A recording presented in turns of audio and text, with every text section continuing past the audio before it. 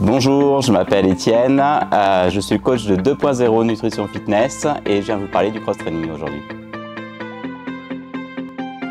Alors le cross-training en fait c'est une discipline qui est relativement récente, qui a été créée en 2002 et qui allie en fait un mélange d'activités cardio-respiratoires, de gymnastique, donc tout ce qui est poids de corps et également d'haltérophilie.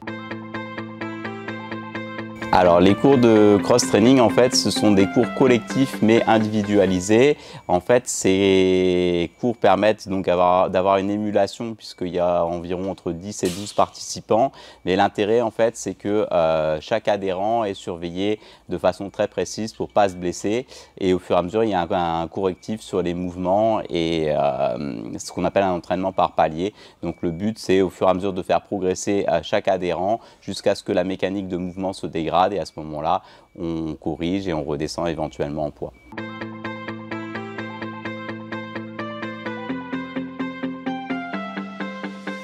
Alors l'intérêt en fait du cross-training, c'est que c'est un sport qui est très adaptatif. Je m'explique. Il y a bon nombre de gens qui ont parfois des pathologies diverses et variées. Il faut savoir que les mouvements qu'on réalise, ce sont des mouvements polyarticulaires, donc ils vont faire travailler l'ensemble du corps. Et si jamais effectivement il y a des problèmes de mobilité, etc., donc ça va permettre d'être de plus en plus souple au fur et à mesure. Ça va permettre de faire du renforcement musculaire également de zones qui seraient éventuellement déficientes.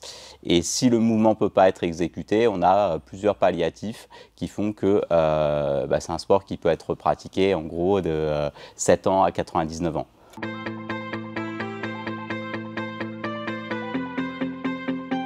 Tout à fait, il n'y a aucune contre-indication, sachant que par rapport au fait que c'est un sport qui se pratique à haute intensité, en fait la haute intensité elle est dictée par notre pompe, c'est-à-dire le cœur. Chacun n'a pas les mêmes potentialités, on va dire.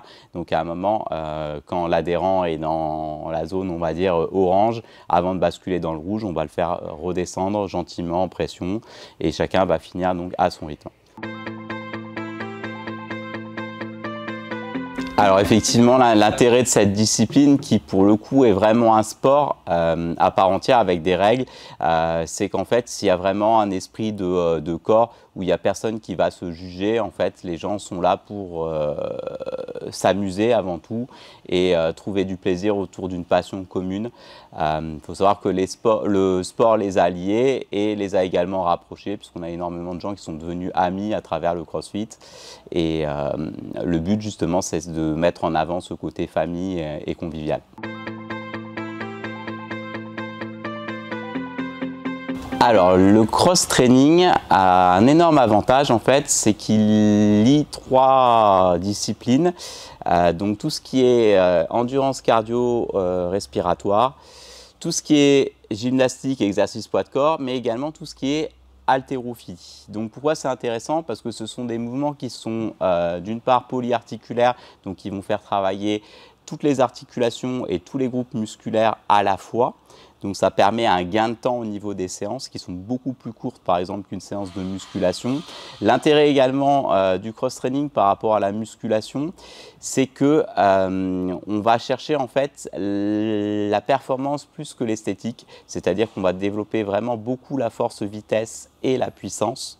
Donc ce qui permet d'être relativement homogène au niveau du corps et de ne pas avoir de déficience. Pour te donner un ordre d'idée, un marathonien par exemple est considéré pour quelqu'un qui pratique le cross-training comme un athlète marginal, ce qui n'est pas du tout péjoratif.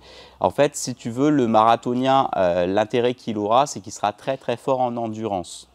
Par contre, sorti de cette qualité qu'il aura développée, c'est quelqu'un qui ne pourra pas lever du poids, c'est quelqu'un qui ne pourra pas sauter haut, c'est quelqu'un qui ne pourra pas transporter des charges lourdes, etc. Donc l'intérêt du cross-training, c'est qu'en fait, on va développer énormément d'habiletés par rapport à la musculation ou à d'autres sports. Pour te donner un ordre d'idée, on va développer à la fois la force, la vitesse, la puissance, l'équilibre, l'agilité, la coordination.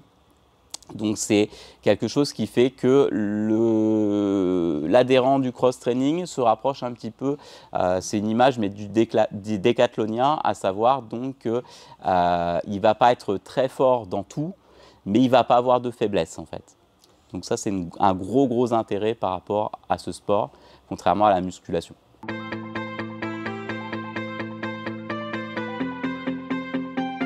Alors, il faut savoir qu'au niveau du cross-training, on ne va pas rechercher en fait le côté esthétique en termes de musculature. Ce qui intéresse en fait l'adhérent au cross-training, c'est avant tout d'être homogène. Donc en termes de physique, l'intérêt c'est qu'on va développer une musculature qui va être une musculature durable. C'est-à-dire qu'on construit du muscle sur une longue période. L'intérêt également, c'est qu'on progresse très vite.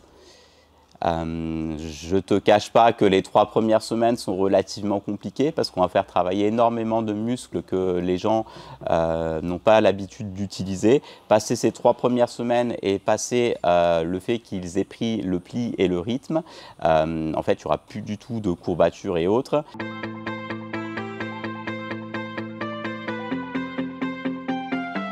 Alors une séance type, c'est déjà une durée qui est relativement courte, donc la séance ne va pas dépasser l'heure.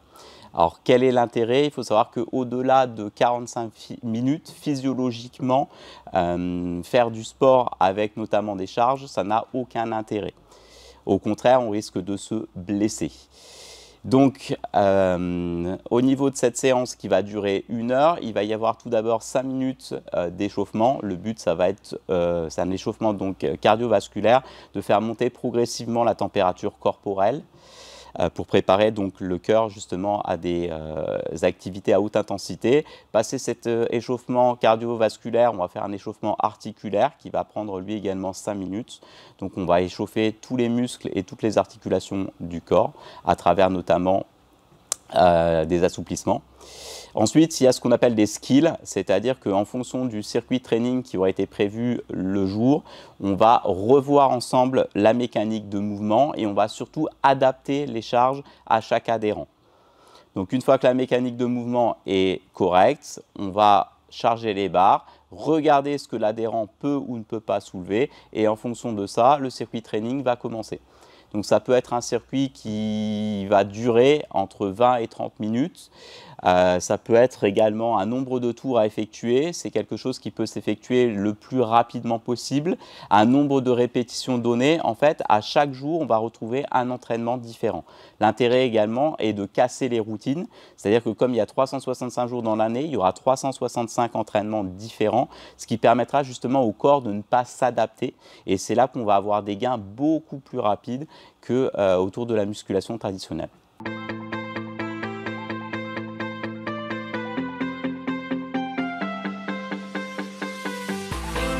Alors, il faut savoir que le cross-training est un sport qui est relativement récent. Il est apparu autour de 2002. Et la problématique, c'est qu'il a été très rapidement mis en avant et qu'il est devenu très rapidement à la mode. Il faut savoir qu'il y a plusieurs écoles au niveau du cross-training, à savoir que c'est quelque chose qu'on peut pratiquer en totale autonomie. Le souci est que c'est un sport qui est très technique.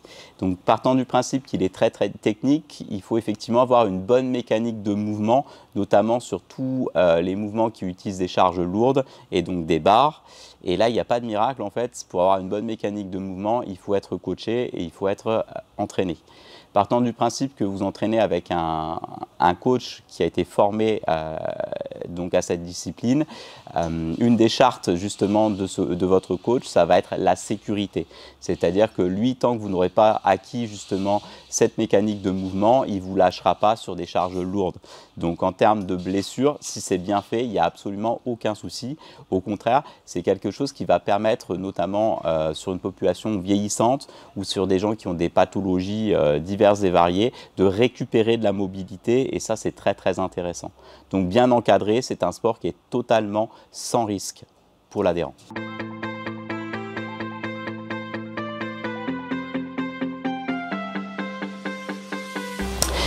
Alors, En fait, il y a deux écoles, comme je te disais. Il y a des gens qui considèrent à tort que le cross-training, en fait, c'est essentiellement soulever des poids de corps. Je te l'indiquais en préambule, une des trois composantes du CrossFit, c'est l'haltérophilie. Donc, qui dit haltérophilie dit bien évidemment des charges lourdes, voire très très lourdes. Donc, pour soulever ces charges lourdes, il faut impérativement justement avoir cette mécanique de mouvement. Si on n'a pas la mécanique des mouvements, c'est sûr que physiquement, on va très rapidement avoir des pathologies importantes qui vont apparaître. Donc ça, c'est un des premiers soucis. Caricaturer le CrossFit en disant qu'on va soulever que des charges, c'est totalement faux aussi, puisque je te l'expliquais, c'est un sport qui se pratique à haute intensité. Donc même avec des charges lourdes, voire très très lourdes, on va toujours mettre en place donc une activité cardiovasculaire. C'est-à-dire que dans le circuit training, il y aura toujours un moment où on va demander à faire monter la pompe en régime. Je voulais te remercier pour cet entretien. J'espère vous avoir communiqué ma passion et mon goût du cross-training. J'espère bien évidemment que vous viendrez nous rejoindre pour tout du moins essayer. Vous verrez, l'essayer, c'est l'adopter. Je vous dis à très vite.